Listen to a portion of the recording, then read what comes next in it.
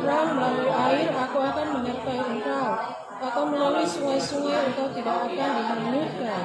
Apabila engkau berjalan melalui api, engkau tidak akan dihanguskan, dan nyala api tidak akan membakar engkau. Sebab akulah Tuhan Allahmu yang Maha Kudus, Allah Israel Juru Selamat. Aku menebus engkau dengan Mesir dan memberikan Ethiopia dan Seba sebagai gantimu. Oleh karena engkau berharga di mataku dan mulia, dan aku ini mengasihi engkau, maka aku memberikan manusia sebagai gantimu dan bangsa-bangsa sebagai ganti nyawamu. Haleluya. Nah, Bapak Ibu sudah dikasih Tuhan, pagi ini kebenaran firman Tuhan ini saya beri judul dengan Tuhan satu-satunya penolong. Nah, hari ini itu harus ada di benak kita, saudara, di dalam pikiran kita, di hidup kita. Kita harus tanamkan, ya, bahwa di tengah-tengah kesulitan, kesukaran, dan persoalan apapun harus timbul di dalam pikiran kita pemahaman bahwa hanya Tuhan saja satu-satunya penolong, ya, yang dapat menolong kita. Tidak boleh salah kalimat, bukan salah satu, ya. Tuhan itu bukan salah satu penolong, tapi satu-satunya. Ya, kalau dibilang salah satu berarti bisa pakai yang lain, bisa pakai penolong yang lain salah satu, kan gitu. Tapi ini satu-satunya harus tanamkan di dalam benak kita, saudara, sehingga kita mulai dapat benar-benar mengharapkan hanya kepada Tuhan saja pertolongan di dalam kehidupan kita. Nah, ayat yang kita baca ini, saudara, memberikan pemahaman kepada kita bahwa Tuhan itu sangat mengetahui sekali identitas kita. Karena dalam ayat yang ke-1 dikatakan, engkau ini kepunyaanku, aku memanggil dan menyebut engkau dengan namaku. Jadi saudara, kalau dalam sejarah jasmani kita punya data kependudukan, ya, data kependudukan itu disertai dengan nama dan nik, itu sebagai bentuk, ya, saudara, data pribadi kita, ya, identitas kita, sehingga kita mengenal, bahkan kita juga dikenal dan diketahui, ya, terutama oleh pemerintah kita. Ya, begitu, saudara, ya, dengan nama dan nik sekarang ini sudah diketahui kita berada di mana. Akan begitu, saudara, ya. Itu secara teknologi. Tetapi jauh-jauh sebelum ada itu, firman Tuhan sudah mengatakan, saudara, bahwa Tuhan itu mengenal kita. Ya, dia berkata, aku telah memanggil engkau dengan namamu. Ya, jadi nama itu adalah identitas. Ya, nama itu adalah identitas. Jadi Tuhan itu mengenal kita secara pribadi, saudara. Bukan mengenal secara kelompok, bukan secara umum, tapi dia mengetahui pribadi hidup kita. Ya, itu sebabnya di dalam ayat yang kedua ini merupakan janji Tuhan, saudara, bahwa jika engkau menyeberang melalui air, ya, ini bicara tentang kesulitan, ini bicara tentang kesukaran, persoalan, karena di situ dikatakan ada melalui air, melalui sungai, melalui api, ya, itu tidak akan membakar engkau, tidak akan menghanyutkan. Itu bicara tentang perkara-perkara, persoalan berat dalam hidup yang dialami oleh manusia, saudara. Tapi janji Tuhan ayat 2 ini, dia tidak akan membiarkan kita tidak akan dihanyutkan. Kenapa? Karena Tuhan yang memberikan perlindungan dalam kehidupan kita. Dan saudara, hari-hari ini banyak sekali orang dilanda, ya, oleh keputusasaan akibat krisis yang melanda dunia saat ini, saudara. Ada begitu banyak, ada bencana alam lah, ya, ada kelaparan, ada peperangan, ya, ada penyakit sampar, ya. Itu saudara melanda dunia hari-hari, sehingga ada banyak orang ketakutan dan banyak orang yang putus asa. Nah, saudara, keputusasaan itu adalah masalah dan itu bisa dialami oleh siapa saja. Mau orang yang biasa, ya, mulai dari orang yang tidak sekolah sampai orang yang sekolah, mulai dari orang yang tidak terkenal sampai yang terkenal, mau dia pejabat, mau dia artis, mau dia keturunan raja, ya, semuanya saudara bisa mengalami keputusasaan. Ya. Mungkin kita berpikir kalau pelawak pasti tidak akan pernah mengalami putus asa. Oh, siapa bilang? Ya, walaupun dia pelawak, dia bisa, ya, yang tukang bikin orang ketawa, dia pun juga bisa stres. Nah, kan begitu, ya. Jadi tidak menjamin orang yang tukang bikin ketawa itu dia tidak akan mengalami stres, ya. Tapi dia pasti bisa mengalami. Siapa saja. Bahkan di Alkitab pun juga sudah saya hanya tulis 3. Banyak sebenarnya tokoh-tokoh Alkitab juga yang mengalami keputusasaan. ya, seperti Elia, Daud, Hizkia, ya. Jadi saudara kasih Tuhan, semua bisa mengalami yang namanya putus asa, ya. Bahkan talenta, kekayaan dan kerupawanan juga saudara tidak menjamin seseorang tidak akan mengalami keputusasaan. Semuanya saudara, di segala lini, semua manusia bisa mengalami putus asa oleh karena persoalan berat, ya. Tapi berita baiknya saudara, bahwa Tuhan sanggup memberikan terobosan baru, ya, bagi kehidupan kita. Ya, kita punya Tuhan satu-satunya. Nah, itu saudara, ya. Tanamkan itu di dalam pikiran kita, di hati kita, bahwa Tuhan itu satu-satunya, ya, yang memberikan, yang menjadi pusat pertolongan, yang dapat diandalkan dan tidak mengecewakan. Manusia atau mungkin orang yang terdekat sama kita, orang yang kita kenal, orang yang baik, mungkin bisa mengecewakan kita, saudara. Tapi Tuhan tidak akan pernah mengecewakan kita. Ya, karena itu mari berharaplah kepada Tuhan, andalkan Tuhan dan nantikan pertolongan dari Tuhan, sehingga kita mengalami, ya, apa yang Tuhan jadikan dalam firman Tuhan ini, saudara. Bahwa Tuhan itu satu-satunya penolong dalam hidup kita. Nah, persoalannya saudara adalah bagaimana, ya, untuk kita bisa dapat pertolongan Tuhan. Apa yang harus kita lakukan? Ya, saya mau sampaikan sini saudara bahwa ada 3 hal yang harus kita lakukan untuk kita bisa dapatkan pertolongan dari Tuhan. Yaitu yang pertama, ingatlah siapa Tuhan kita. Nah, itu saudara, ya, kita harus ingat. Untuk kita mendapatkan pertolongan dari Tuhan, kita harus ingat siapa Tuhan itu. Tuhan yang kita sembah itu sudah adalah Tuhan yang berdaulat, Tuhan yang berkuasa, dan Tuhan yang luar biasa. Ya, itu yang harus kita ketahui, yang harus ada di dalam pikiran kita. Dan bangsa Israel, saudara, ya, mereka punya suatu apa itu namanya, saudara, peraturan, ya, bahwa mulai dari mereka anak itu sudah bisa mulai berjalan, ya, mulai berjalan, saudara, berarti itu 3 tahun, ya, itu sudah dididik, saudara, untuk mereka diajarkan kebenaran firman Tuhan. Ya, yang ditanamkan itu apa, saudara? Supaya mereka mengenal Tuhan. Nah, gitu. Ya, jadi orang Israel itu, saudara, mereka diajarkan untuk mereka mengenal Tuhan. Dan mereka juga diingatkan mulai dari kecil supaya mereka hanya menyembah Tuhan saja. Ya. Tidak boleh disembah yang lain. Nah, itu sebabnya kalau kita baca dalam kitab Daniel, saudara, ya, mengenai Daniel dan kawan-kawannya, mereka ketika mereka ada di Babel, ya, mereka ketika mendengar seperti itu, bahwa disuruh mereka menyembah patung, mereka enggak sedikit pun mereka tidak bergeming. Mereka tidak takut dengan peraturan itu. Kenapa? Karena sudah ditanamkan dari kecil bahwa mereka tidak boleh menyembah yang lain selain Tuhan. Dan pelajaran tentang menyembah Tuhan itu, sudah harus menyembah Tuhan, harus percaya kepada Tuhan, itu berulang-ulang disampaikan. Sebab itu sudah dituliskan oleh Tuhan lewat Musa. Makanya ada kitab ulangan, sudah, ya, kitab ulangan. Dan setiap mereka mengadakan perayaan-perayaan, salah satunya perayaan Paskah, maka itu dibaca lagi. Sudah ada di dalam pikiran mereka, diulangi lagi, disampaikan lagi. Loh, kenapa? Supaya mereka ingat. Gitu. Nampaknya sudah mungkin bosan, tapi mereka harus mengingat lagi, harus mendengar lagi. Supaya apa? Nah, ini supaya ingat siapa Tuhan itu. Nah, itu, saudara, ya. Supaya kita tahu. Jadi saya nulis di sini, ingatlah siapa Tuhan kita, supaya ketika kita berseru kepada Tuhan, kita tidak salah alamat. Yang kita tujukan itu adalah Tuhan. Sama seperti kita mau mengirim barang kepada seseorang, ya, maka kita harus punya alamat yang jelas kemana tujuan pengiriman barang itu. Supaya ketika dikirim, ya, tidak salah kirim. Orang yang kita tuju akan menerimanya, akan begitu, sudah. Nah, kita harus tahu, saudara, dalam benak kita juga bahwa rancangan Tuhan itu tidak pernah gagal. Karena Dia pencipta. Dia menebus kita dari dosa, dari kutuk, dan juga dari maut.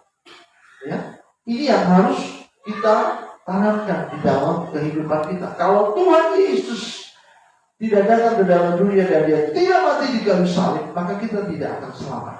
Kita akan binasa semuanya. Hidup habis mati masuk neraka semua. Kenapa? Karena Yesus tidak mati di kayu salib. Jadi tujuan kedatangannya ke dalam dunia ini dia harus mengalami pengaliban, ya, supaya melalui peristiwa salib itu dosa yang kita warisi dari Adam dan Hawa itu dibayar lunas dengan darah Kristus yang bertumpah di Golgota. Nah, ini harus ada di dalam benak kita semua. Jadi saudara, kita harus tahu, kita harus ingat bahwa kita itu adalah sasaran kasih Tuhan. Sebab itu dia mengenal nama kita, ya, dia menyertai kita, dan kita ini adalah pribadi yang mulia dan berharga. Nah, ini harus ada di dalam benak kita. Ada banyak orang Kristen, saudara, yang namanya dia bernama menyebut diri orang percaya, orang Kristen, tapi praktek hidupnya jauh dari Tuhan. Tidak pernah dia berdoa kepada Tuhan, tidak pernah dia berharap kepada Tuhan. Nah, itu adalah penyebabnya karena dia tidak tahu siapa Tuhan.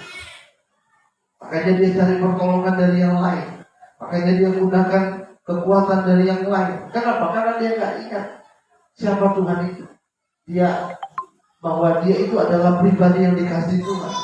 Dia itu adalah pribadi yang berharga. Sudah tahu yang namanya barang berharga, gak mungkin kita simpan sembarangan.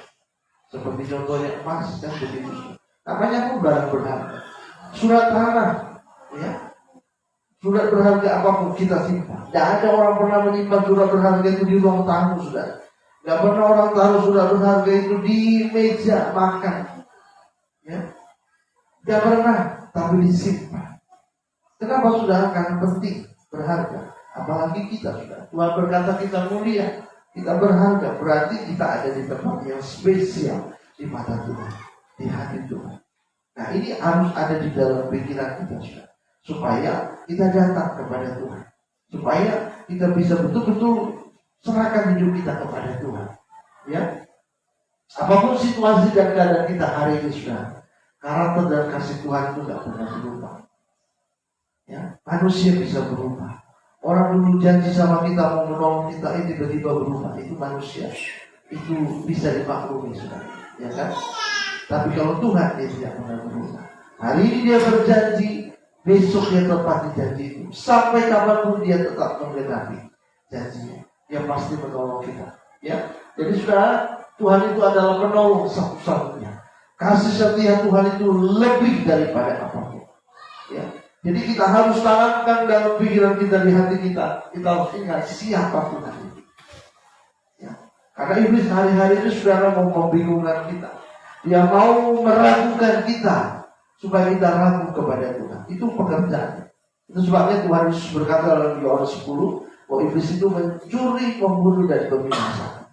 Ya. Dia mau mencuri pengetahuan kita tentang Tuhan. Dia mau mencuri damai sejahtera kita, supaya kita tidak berharap kepada Tuhan. Nah, ini harus terbuka di dalam pikiran kita, saudara. Ya, supaya apapun yang terjadi, ketika datang kesukaran, ketika datang persoalan dalam hidup kita yang membuat kita hampir putus asa, kita harus ingat Tuhan itu satu-satunya penolong. Kita mulia, kita berharga di mata Tuhan. Kalau berharga, berarti kita ada di tempat yang spesial di hati Tuhan. Ya, karena itu firman Tuhan berkata begini, saudara. Next. Dalam ayat 1, ya, tetapi sekarang beginilah firman Tuhan yang menciptakan engkau, hai Yakub, yang membentuk engkau, hai Israel. Janganlah takut, sebab aku telah menebus engkau. Nah, ini saudara, ya. Jadi kata menebus engkau ini bicara tentang karya Kristus, ya, di kayu salib, sehingga setiap kali kita mengingat pengorbanan Tuhan, saudara, oh, Tuhan itu sudah mati bagiku. Nah, kenapa Tuhan itu mau berkorban? Dia datang dari surga, tinggalkan surga yang mulia, mengambil rupa seperti manusia. Sampai hari ini diperdebatkan oleh orang-orang, saudara, mengatakan bahwa oh, kok Tuhan yang orang Kristen kok mati? Ya, dia tidak tahu, saudara, bahwa penebusan Kristus itu adalah untuk membayar lunas dosa dan pelanggaran kita. Sebab kita tidak bisa selamat dengan perbuatan baik kita. Sebaik apapun kita, sesaleh apapun kita, kalau kita di luar Tuhan, kebaikan kita itu di pandangan Tuhan seperti kain kotor, seperti kain gelap, ya. Karena manusia penuh dosa. Ya. Tapi karena ditebuslah, maka kita ini berharga. Ya. Seperti ayat yang kedua yang kita baca. Nah, kita sama-sama saudara lihat dalam Yesaya 49 ayat 16. Kita sama-sama baca saudara. 1, 2, 3. Lihat, aku telah melukiskan engkau di telapak tanganku, tembok-tembokmu tetap di ruang mataku. Luar biasa saudara. Jadi kita harus ingat siapa Tuhan kita. Yang dikatakan dia telah melukiskan saudara dan saya di telapak tangan. Ya. Tangan itu bicara tentang kedekatan saudara. Karena setiap kali kita melihat tangan kita, ya, bersih atau tidak, karena tangan ini saudara kita gunakan untuk segala aktivitas, kan begitu. Kita membersihkan tangan kita, kita pastikan bersih. Sedangkan kita lihat tangan kita, kita ingat, wah Tuhan pun juga telah melukiskan kita, ya, di telapak tangannya saudara. Sehingga kita itu benar-benar spesial, ya, di mata Tuhan. Sehingga saudara, Tuhan pasti menolong kita. Jadi ini saudara ya, kita harus perbaiki di dalam benak kita, di pikiran kita, bahwa Tuhan itu satu-satunya penolong dalam hidup kita. Ya. Jangan ada yang lain. Kita harus ingat Tuhan itu betul-betul peduli akan kehidupan kita. Yang kedua saudara kasih Tuhan, apa yang harus kita lakukan sehingga kita mendapatkan pertolongan dari Tuhan? Kita harus ingat apa yang Tuhan dapat lakukan bagi kita. Ya, nah saudara, seringkali kita berkata, ya, bahwa kita percaya kepada Tuhan. Tetapi pada kenyataannya saudara, apakah kita sungguh-sungguh mempercayai Tuhan? Ya. Banyak saudara, kenyataannya adalah kita kurang sungguh-sungguh. Hanya di mulut kita bisa percaya kepada Tuhan, itu pun waktu kita sedang dalam keadaan baik-baik. Kita berkata, oh aku percaya Tuhan, haleluya, puji Tuhan. Tapi ketika kita dalam masalah dan persoalan, kita sering berkata, Tuhan itu bisa gak menolong aku ya? Ya. Apalagi dulu aku pernah mengalami masalah dan sekarang persoalan pun juga berat. Apa Tuhan bisa menolong gak? Nah, mungkin kita bertanya-tanya di mana pertolongan Tuhan? Nah, tetapi sudah dikasih Tuhan, kita harus ingat, kita harus percaya bahwa Tuhan itu sanggup melakukan mujizat Tuhan itu dalam hidup kita. Harapkan sudah, ya. Kita hari ini berdoa, besok kita berdoa, dan seterusnya kita berdoa. Kita percaya bahwa ada mujizat yang Tuhan kerjakan dalam kehidupan kita. Itu yang harus kita, ya, tanamkan dalam hidup kita. Nah, sudah saya menulis di situ, jika kita berjalan bersama Tuhan, namun kita melihat ke kanan dan ke kiri, artinya kita tidak fokus, maka saudara, kita akan goyah. Ya. Jadi saudara, di satu sisi kita percaya kepada Tuhan, satu sisi kita berdoa kepada Tuhan, tapi mata kita lihat, ya, lihat kanan, lihat kiri, artinya siapa yang bisa nolong ya, siapa yang bisa bantu ya, maka itu kita tidak akan fokus. Kalau kita sudah lihat kanan, lihat kiri, kita akan goyah. Sama seperti kita bawa kendaraan, kalau mata kita kanan kiri, ya, tidak memandang ke depan, nah, kita bisa jatuh. Jadi ketika kita bawa kendaraan, mata kita harus ke depan. Sekali-sekali aja mungkin harus bisa dilihat. Itu pun waktu mobil, kan begitu. Nah, kita juga begitu. Dalam pengiringan kita kepada Tuhan, pandangan kita harus kepada Tuhan, bukan ke kanan, bukan ke kiri. Karena kalau ke kanan ataupun ke kiri, kita akan goyah, kita akan fokus, tidak fokus, ya. Buram jadinya saudara, kita nggak bisa melihat Tuhan itu dengan jelas, nah, begitu, ya. Tapi sebaliknya, jika kita fokus hanya kepada Tuhan, maka pertolongan Tuhan itu tidak akan terlambat. Waktu kita sedang berdoa, kita sedang menantikan pertolongan dari Tuhan, datang orang yang mau meragukan kita, datang teman dekat kita. Mungkin kita sedang berbicara-bicara, cerita-cerita, maka dia sudah akan datang untuk mempengaruhi kita. Ya. Tapi kita tidak boleh ombang-ambing. Kita tidak boleh goyah. Kita harus fokus bahwa ketika kita sedang berdoa, ketika kita sedang bergumul, kita yakin bahwa Tuhan pasti menolong. Walaupun waktu kita amin, kita berdoa belum ada terjadi, tapi kita tak terus berdoa kepada Tuhan. Itulah artinya kita fokus kepada Tuhan. Pandangan kita hanya kepada Tuhan. Kita tidak boleh ke kanan dan ke kiri. Ya, kita harus betul-betul arahkan pandangan kita hanya kepada Tuhan. Amin, saudara. Amin. Ini yang Tuhan mau. Ingat apa yang Tuhan dapat lakukan bagi kita sangat banyak. Ya, persoalannya saudara, kalau kita belum mengalami adalah karena kita ini persoalannya kanan kiri, lihat kanan lihat kiri, sehingga kita goyah. Kita dengar orang bilang, oh begini pasti bisa. Kita ragu. Orang bilang, oh begini.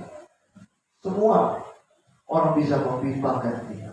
Tapi satu-satunya saudara yang mau meneguhkan hati kita hanya kepada Tuhan. Itu sebabnya dalam penantian doa kita kepada Tuhan, supaya kita tetap teguh, firman Tuhan inilah yang harus kita baca. Supaya kita tetap teguh. Ya. Kalau perkataan orang yang tidak dengar, itu akan menggoyahkan kita. Cepat sekali sudah untuk meruntuhkan keyakinan kita kepada Tuhan. Ya, nah itu sebabnya sudah dikasih Tuhan, kita harus ya benar-benar fokus kepada Tuhan. Sudah dikasih Tuhan, kita mungkin memang kita bisa takut, ya kita bisa takut saat kita menghadapi masalah. Tapi kita jangan sampai kompromi dengan iblis, ya. Iblis itu saudara, dia akan ambil kesempatan, ya, dia ambil kesempatan, dia mau mencuri yang terbaik, yang berharga dari kita, yaitu iman kita. Dia mau curi. Karena kalau dia berhasil mencuri iman kita, artinya apa? Kita tidak berharap lagi kepada Tuhan, kita tidak percaya lagi kepada Tuhan. Kita akan datang meminta pertolongan kepada yang lain. Itu sebabnya saudara, di saat kita mengalami persoalan pergumulan dalam hidup kita, dan kompromi ya dengan iblis. Iblis itu kita kasih kesempatan sedikit aja, dia bisa masuk. Dia bisa langsung meluluhlantakkan kehidupan kita. Yang mau dia ambil itu sudah satu-satunya dalam hidup kita, pada iman kita, keyakinan kita kepada Tuhan. Jadi kita nggak boleh ya kasih kompromi dengan iblis. Karena dia lihai sekali saudara untuk mengecoh. Ingat saudara, ketika Hawa berbicara kepada iblis melalui penampakan ular, ya, maka itu iblis tidak kasih kesempatan untuk Hawa itu saudara bisa dapat mengingat akan perintah Tuhan. Yang lihai sekali saudara untuk memanipulasi Hawa.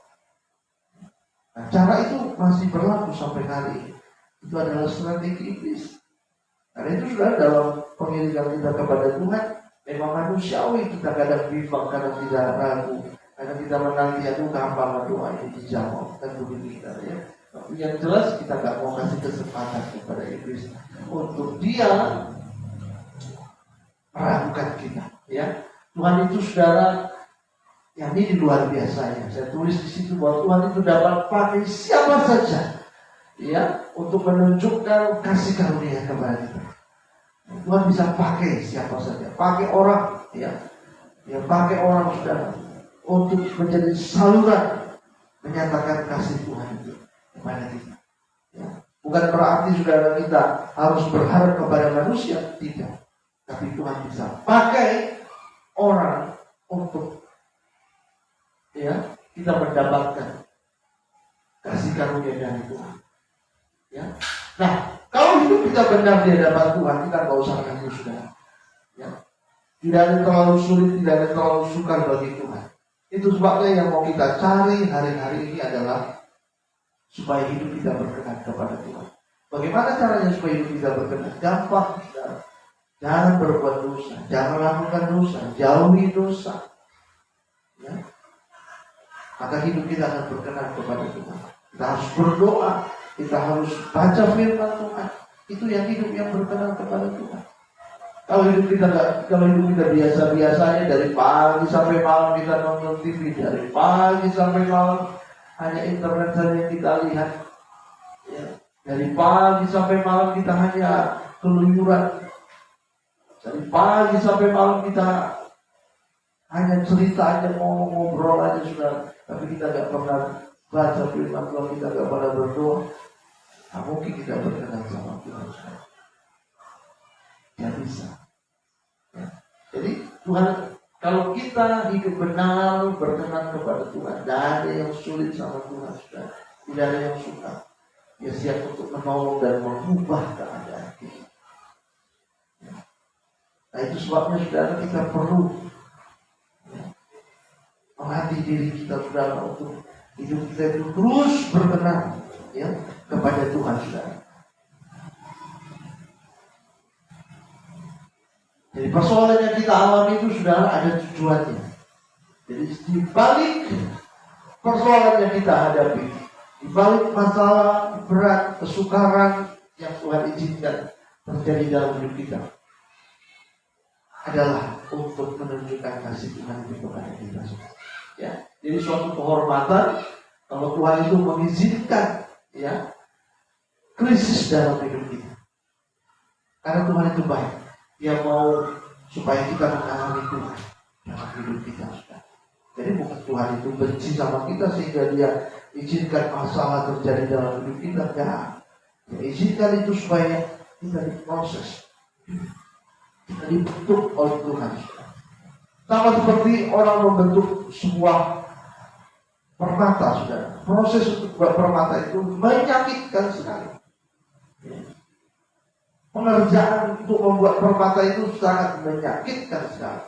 Tapi kalau dia sudah selesai, sudah bukan main indahnya, kan begitu. Mahal harganya. Ya. Ada harganya sudah. Kenapa? Karena barang mahal. Tuhan pun juga begitu. Dia mau menjadikan kita saudara seperti permata, seperti emas.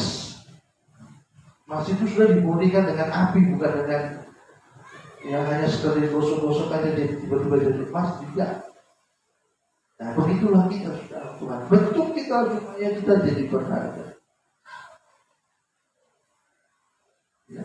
Jadi Tuhan izinkan persoalan terjadi dalam kehidupan kita saudara, itu ada tujuannya untuk membentukkan kehidupan kita. Supaya kita bukan hanya menjadi sekedar hanya manusia saja, tapi betul-betul menjadi manusia yang Tuhan banggakan. Mengenal Tuhan, mengalami Tuhan jika kita bisa dapat mengalami kepada. Nah, ingat saudara, Tuhan itu ya yang pegang kendali atas hidup kita. Salah satu dari kita tolong baca di Daniel pasal yang ke-6 ayat yang ke-27 sampai 28. Silakan. Bersama ini kuberikan perintah bahwa di seluruh kerajaan yang kukuasai, orang harus takut dan gentar kepada Allahnya Daniel. Sebab dialah Allah yang hidup, yang kekal untuk selama-lamanya. Pemerintahannya tidak akan binasa dan kekuasaannya tidak akan berakhir. Dia melepaskan dan menolong dan mengadakan tanda dan mujizat di langit dan di bumi. Dia yang telah melepaskan Daniel dari cengkeraman singa-singa. Ya, jadi saudara, kebenaran firman Tuhan dalam ayat ini saudara mengingatkan kepada kita saudara bahwa ini sebuah deklarasi, ya, sebuah deklarasi yang mengingatkan kepada kita saudara bahwa Tuhan yang kita sembah itu luar biasa, ya, adalah Tuhan yang luar biasa. Ya, di sini dikatakan saudara dia melepaskan dan menolong dan mengadakan tanda dan mujizat di langit dan di bumi. Ya. Jadi ini tanamkan keyakinan ini saudara. Ya, jadi Raja Darius yang notabene adalah penyembah berhala, dia menyaksikan sendiri bagaimana kuasa Tuhan itu bekerja dengan dahsyat ketika dia melihat Daniel yang dilemparkan ke gua singa itu saudara bisa hidup. Bahkan itu singa menyediakan perutnya sudah dijadikan sebagai bantal, ya, untuk dia bisa dapat tidur walaupun Daniel sedikit agak terganggu sudah karena dia mendengar ada suara keroncong, ada konser keroncong, karena begitu sudah. Kenapa? Karena itu singa lagi lapar, berhari-hari gak makan. Masuk ke Daniel, aduh yang masuk itu pula kan begitu saudara, yang pikir kan, pikir singa-singa itu ya. Jika Tuhan katupkan mulut singa, siapa yang bisa buat itu? Nggak ada kecuali Tuhan, kan begitu saudara. Jadi dalam ayat ini dikatakan bahwa Tuhan saja yang sanggup melepaskan, nggak ada yang lain. Renungkan ayat ini saudara. Sebab ada banyak orang Kristen hari ini sudah mengalami kegoyahan, menjadi sasaran setan mengalami kekalahan. Kenapa? Karena dia tidak baca firman Tuhan. Dia tidak tahu bahwa Tuhan itu berkuasa. Itu sebabnya mereka mencari pertolongan di tempat yang lain. Pergi ke gunung sini, ke gunung sana, ke tempat keramat, ke tempat-tempat yang apa segala macam, dengan maksud supaya bisa mendapatkan pertolongan dari Tuhan. Tidak ada. Raja Yerusalem sendiri dia mengumumkan, ya, semua kepada semua orang. Dia berkata dalam ayat ini bahwa Dialah Allah yang hidup, yang kekal untuk selama-lamanya. Pemerintahannya tidak akan binasa dan kekuasaannya tidak akan berakhir. Kita harus paham, kita harus mengerti bahwa hanya Tuhan saja yang sanggup melepaskan dan menolong. Tidak ada yang lain. Ya, tidak ada yang lain. Jadi itu yang Tuhan dapat lakukan bagi kita lebih daripada apa yang kita pikirkan. Sebab itu mari kita berdoa, kita bersungguh-sungguh, kita berharap kepada Tuhan. Ya. Fokuskan pandangan kita kepada Tuhan. Jangan lihat kanan, jangan lihat kiri. Jangan cari informasi kepada manusia, tapi cari Tuhan. Baca firman Tuhan dan minta pertolongan dari Tuhan. Tuhan sudah, ayat ini sudah mengajarkan kepada kita bahwa Dia yang sanggup untuk menolong, mengadakan tanda dan mujizat di langit dan di bumi. Jadi Raja Yerusalem sendiri dia menyaksikan bagaimana Daniel dia bisa selamat, sehingga itu nggak dimakan. Kenapa saudara? Karena ada Tuhan. Jadi dengan kata lain kita bisa melihat saudara bahwa selama ada Tuhan bersama dengan kita, dimanapun kita ditempatkan saudara, Tuhan akan menyertai kita. Ya, kita berpikir saudara mungkin Tuhan membuat kita aman ketika kita ada di rumah sendiri. Oh tidak. Mau kita ada di jalan, mau kita ada di tempat yang gersang sekalipun Tuhan ada. Buktinya di gua singa Tuhan pun ada. Ya, karena Tuhan itu omnipresent, Dia maha hadir. Ya. Di gua singa Dia ada. Jadi berarti di laut pun Tuhan ada, kan begitu sudah. Kemarin itu setahun yang lalu itu ada berita masuk di Metro TV sudah. Ada seorang abk kapal, ya. Karena kapal nelayan ini saudara tenggelam, ya. Hancur bentukannya kapal itu, dan ada satu orang ABK yang bisa bertahan selama 92 hari di tengah lautan saudara. Ya. Dia ditanya apa rahasianya? Rahasianya dia berdoa, baca Alkitab. Ya, rupanya ada Alkitab kecil itu saudara yang di kantongnya. Itulah yang dia lakukan saudara selama 92 hari. Dia baca Alkitab, dia berdoa, dia memuji Tuhan. Dan sambil dia minum itu air laut yang notabene adalah air asin. Kan begitu saudara. Itu adalah sesuatu yang di luar nalar kita saudara. Karena itu sudah di tengah lautan, hiu berseliweran lewat kan gitu. Tiap menit hiunya shopping itu sudah. Jalan-jalan dia mencari mana yang mau bisa dimakan kan. Ada hiu, ya kan? Bahkan paus pun pasti juga ada di situ karena di tengah lautan sudah. 32 hari. Masuk berita, dia tidak mengatakan, wah aku bisa bertahan karena aku hebat, karena aku kuat, tenagaku banyak. Gak ada, dia terus begitu sudah. Dia berkata, dia berdoa, dia baca kita, dan dia selama 92 hari. Lamanya minta ampun juga, tapi Tuhan pelihara dia. Tidak mati.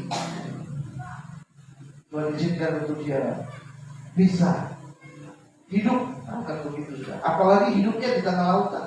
Jadi berarti saudara, Tuhan ada di situ, kan begitu sudah. Sedangkan di gua singa Tuhan ada, apalagi di tengah lautan.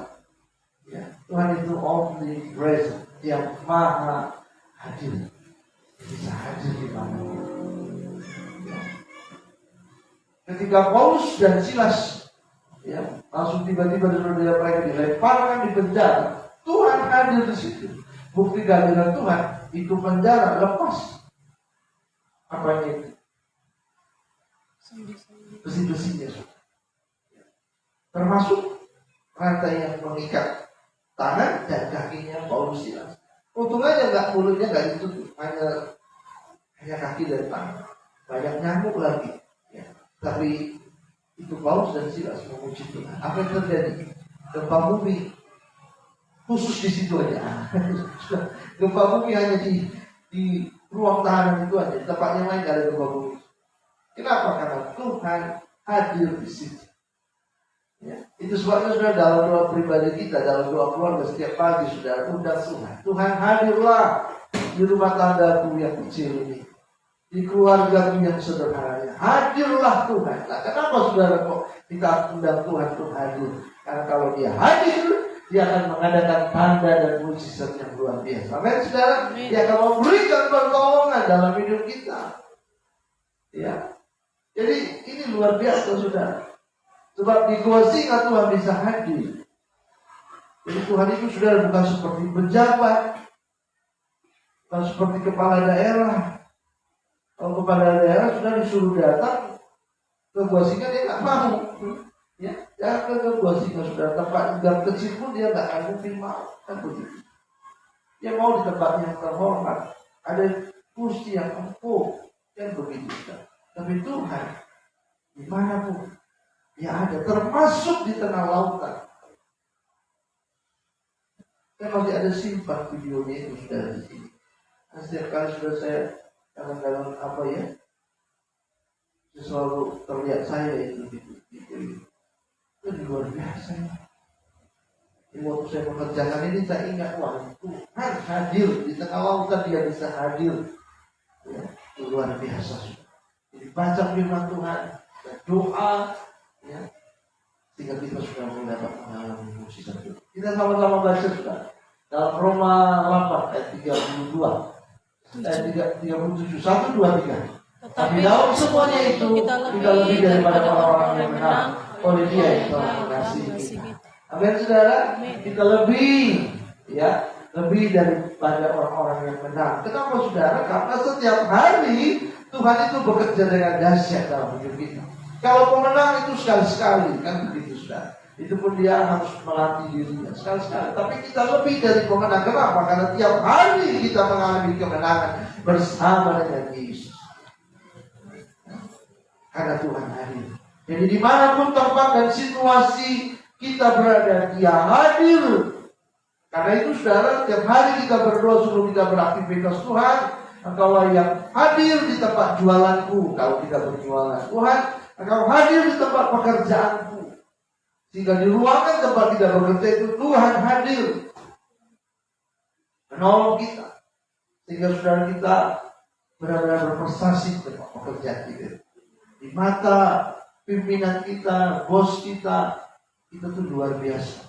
Kenapa? Karena Tuhan yang memampukan pekerjaan dan usahanya itu diberkati karena kita. Akan begitu. Kalau dia diberkati karena Tuhan usahanya, kita pun juga diberkati. Kan begitu. Nah, begitu. Jadi hadir. Yang masih bersekolah, Tuhan hadirlah di ruang kelas itu bersama dengan kita. Ya. Yang memiliki usaha sendiri, Tuhan hadir di tempat usaha itu. Ya. Ada yang usaha makan di sini. Nah, undang Tuhan hadir. Ya, Tuhan hadir di tengah-tengah jualan di kursi makan dulu. Jadi orang yang makan sudah datang terus. Ya. Kenapa, saudara? Karena Tuhan itu maha hadir. Dia hadir dan mengadakan tanda dan mujizat luar biasa. Karena kehidupan kita. Haleluya. Yang ketiga, saudara, kasih Tuhan. Izinkan Tuhan, ya, untuk terus bekerja dalam kehidupan kita, ya.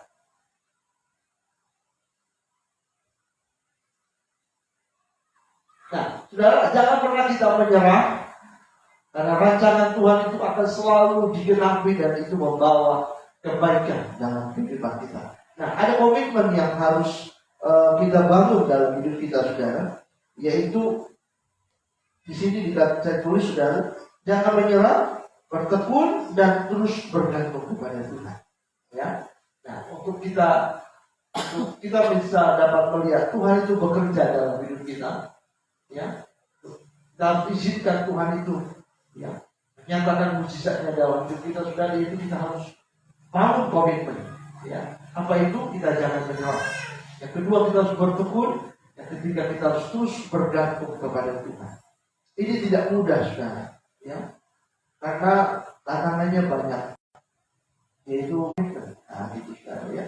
Nah, kalau kita mau melihat Tuhan itu menyatakan mukjizatnya dalam hidup kita, ini yang harus kita kerjakan. Nah, gitu. Jangan menyerah. Ya. Banyak orang-orang yang atlet-atlet yang menang itu saudara karena mereka nggak menyerah. Nah, gitu. Mereka harus betul-betul menang, kan begitu. Mereka berjuang. Sama seperti tim sepak bola Indonesia itu berkali-kali selalu kalah. Maka mereka komitmen mau mereka berlatih. Nah, melatih itu saudara itu bicara tentang kehidupan yang tidak menyerah, bertekun dan terus bergantung kepada Tuhan. Ya, kita harus bertahan dalam iman. Ya, karena bertahan dalam iman itu akan menghasilkan buah kebenaran. Bertahan dalam iman itu artinya saudara kita tetap harus bertahan kepada keyakinan dan pengharapan kita kepada Tuhan. Itu dia saudara. Bertahan. Ya, aku iman, aku percaya, aku yakin bahwa Tuhan itu pasti menolong hidup. Tuhan pasti berkati masa depanku. Tuhan pasti memberkati semua anak-anakku. Nah, dan itu kita harus punya keyakinan dalam iman kita. Ya, aku percaya semua anak-anakku berhasil. Nah, gitu kita katakan sekarang ya. Aku percaya rumah tanggaku Tuhan berkati. Nah, kita harus ada komitmen, ya, keyakinan, iman kita saudara, sehingga itu akan menghasilkan ya kemenangan di dalam kehidupan kita. Karena dalam Matius 24 ayat 13 dikatakan bahwa orang yang bertahan sampai pada kesudahannya akan selamat. Jadi orang yang bertahan ya, orang yang bertahan.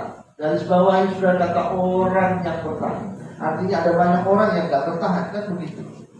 Simpel aja, kalimat ini sederhana saudara, gak perlu dirinci-rinci. Artinya saudara tidak semua orang bisa bertahan. Kalau saudara saya bisa bertahan, kita selamat. Kalau saudara saya bisa bertahan, kita pasti lihat mukjizat. Kalau nggak bisa bertahan, ya sudah nggak ada apa-apa, nggak bisa dibuat. Jangan mimpi ada mukjizat. Kenapa? Nggak bisa bertahan. Ya, gitu. Tapi kalau kita bertahan, kita pasti bisa mengalami pertolongan dari Tuhan. Nah, saya tutup sudah dengan kesimpulan, ya, bahwa sewaktu kita mengalami tantangan dan pergumulan, saudara, kita harus ingat siapa Tuhan itu dan Bapa kita, ya. Apa yang dapat Dia lakukan bagi kita, dan izinkan Tuhan itu terus bekerja, saudara, dalam hidup kita. Ya. Ada jalan keluar dari setiap kondisi yang kita hadapi, saudara. Ya. Jangan kita cari jalan pintas, tapi percayalah Tuhan akan membuka jalan bagi kita. Jalan pintas itu adalah sesuatu yang salah, pilihan yang salah. Ya, memang saudara gampang sepertinya jalan pintas itu, simple, enak, cepat. Ya, tapi yang jelas kalau dalam hal kita menantikan Tuhan, kita cari jalan pintas, kita sendiri yang akan rugi. Kenapa? Karena itu jalan yang salah. Biar Tuhan yang membuka jalan. Biarkan Tuhan yang membuka jalan. Kenapa? Karena Dia sanggup untuk membuat sesuatu yang sebenarnya tidak ada jalan, tapi itu bisa jadi jalan. Itulah Tuhan. Kan begitu. Contohnya bangsa Israel ketika mereka keluar dari Mesir. Di belakang orang Mesir, di kiri kanan padang gurun, di depan laut yang dalam. Tidak ada jalan, saudara. Secara logika, hitung-hitungan, itu orang Mesir pasti bisa menangkap bangsa Israel. Kenapa? Karena tidak ada jalan. Karena kiri padang gurun, depan laut yang dalam. Kalau diteruskan, mati, kan begitu. Tapi Tuhan bisa buka jalan. Dan macam mana jalannya? Itu laut dibelah sama Tuhan. Kering, jalan mereka. Kan begitu, saudara. Jadi berarti ketika kita minta Tuhan tolong, ya bisa membuat yang seharusnya tidak jalan jadi jalan. Kan begitu, saudara. Itulah Tuhan. Tapi kalau kita tidak minta kepada Tuhan, ada jalan yang kita lihat, tapi Dia bisa tutup itu jalan. Amin, saudara. Jadi Tuhan itu sanggup. Ada peluang, tapi Dia bisa tutup itu peluang. Kenapa? Karena tidak berkenan kepada Tuhan. Karena kita tidak berharap sama Tuhan. Tapi kalau kita berharap sama Tuhan, jalan yang tertutup, buntu sekalipun, bisa Tuhan buka. Itulah Tuhan. Tapi itu kita harus cari Tuhan dengan betul-betul. Yakinkan itu kita, ya, bahwa Tuhan itu yang pegang kendali atas hidup ini. Sebagai ayat yang terakhir kita sama-sama kembali. Saudara ya, baca ayat ini dalam Roma 8 ayat 28. 1, 2, 3. Kita tahu sekarang bahwa Allah turut bekerja dalam segala sesuatu untuk mendatangkan kebaikan bagi mereka yang mengasihi Dia, yaitu bagi mereka yang terpanggil sesuai dengan rencana Allah. Amin, saudara. Tuhan turut bekerja. Ya, Dia turut bekerja dalam segala sesuatu. Itu artinya Tuhan itu campur tangan dalam seluruh kehidupan. Kita melihat sepertinya, aduh ini tidak ada jalan, tapi Tuhan sanggup. Itulah Tuhan. Kenapa? Karena di sini dikatakan Dia turut bekerja dalam segala sesuatu. Yang menurut kita mustahil, tapi bagi Tuhan tidak ada yang mustahil. Itulah Tuhan. Karena itu kita harus datang kepada Tuhan, berharap sama Tuhan, saudara. Minta pertolongan sama Tuhan. Ya, kita percaya, saudara, bahwa Tuhan itu sanggup untuk menolong kita, ya, dalam seluruh kehidupan kita. Puji Tuhan, mari kita sama-sama bagi berdiri, saudara, puji pertolonganku bagi